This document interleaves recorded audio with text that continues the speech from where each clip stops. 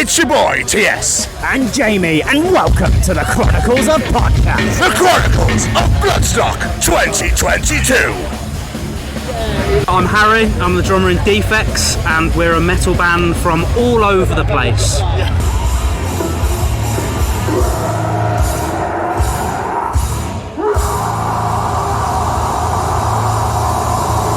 That's us. You're quite an amalgamation of other bands, people between other bands that have now formed Defects. We are indeed, yeah. There's all of us have been in bands before, bands by different bands, heavier bands, lighter bands.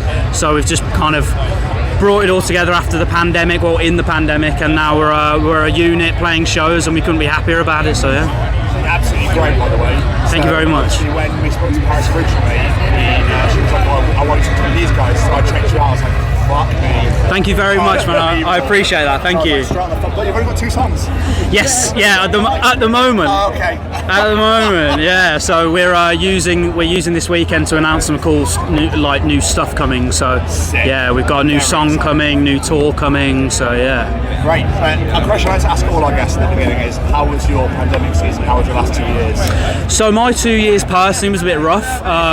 I lost my band prior to that. Like, I think it was the first time in a long time people in the industry had a chance to kind of like reflect on their lives a bit, to see if that's what they really wanted to do. And unfortunately for me and my boys, like my older band, like it just didn't work out really. So I was kind of left in a bit of a weird place really, because I'd always been in bands, I'd always toured, music was my life, you know. So when that fell apart, I was a bit like, well, what do I do now? And luckily these boys found me and saved me basically. So yeah, brought me back from the brink, and couldn't be happier to be here, man, like in the sun and talking about music. So yeah, they pretty much saved my life, man. So yeah, I'm forever grateful for those guys and to be here and to be part of Defects. I'm so sorry you had it rough for that. So. Oh mate, like a lot of people had it great, a lot of people didn't. People got fit, people got fat. I only got fat. So like it's just kind of like, yeah, like man, I completely fell out of love with music, man. Like I was in a really rough spot, and like it kind of took a lot for me to realise that this is where it's at, and it's festivals like Bloodstock and people like yourselves who care about talking to musicians and really listen to music that just make you realise like how much you need this community and how special it is to be part of it. So yeah. But how has your Bloodstock been so far, apart from really hot?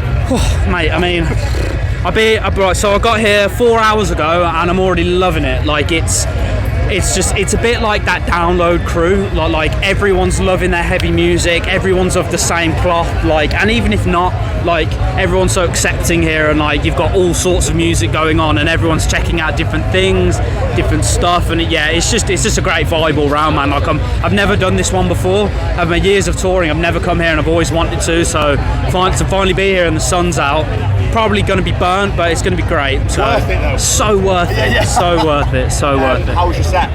Good, yeah, really good. I mean, it's our last one of the summer. We put in a new song today that's not going to be released until the album comes out, but we thought, you know, get something heavy out there. It's Bloodstock, so we got the heaviest song on the album, and we just thought, screw it, let's play it. So yeah, we had fun. It was sweaty, it was good, it was intense. Like, what more could you want, really? What more could you want? Absolutely. You've been busy boys with the festival season, and how's it been? Going good? Yeah, I mean it's been going really well. I mean, we were lucky enough to tour with In Flames at the start of the year, and then who are really nice guys, really accepting of us, and then we've done like 2000 Trees, Download, like Primordial Fest and things like that, and every time we felt like it's just been a step up for us, like, and just a real learning curve. So coming out the other end of Bloodstock, and we've got like a tour that we're going to be announcing on Monday of our own headline shows. So we're just looking forward to getting out there and really putting to the test what we've learned over the festival season.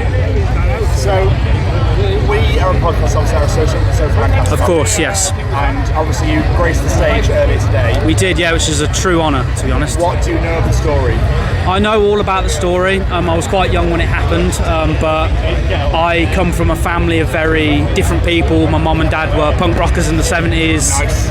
My sister was into it, like, my sister grew up in like the grunge era, and then like my other sister's massive in Disney, but I grew up around like Funeral for a Friend, Finch, like Gallows, like all these punk rock bands. So I've always had the experience of being chastised for loving what I love.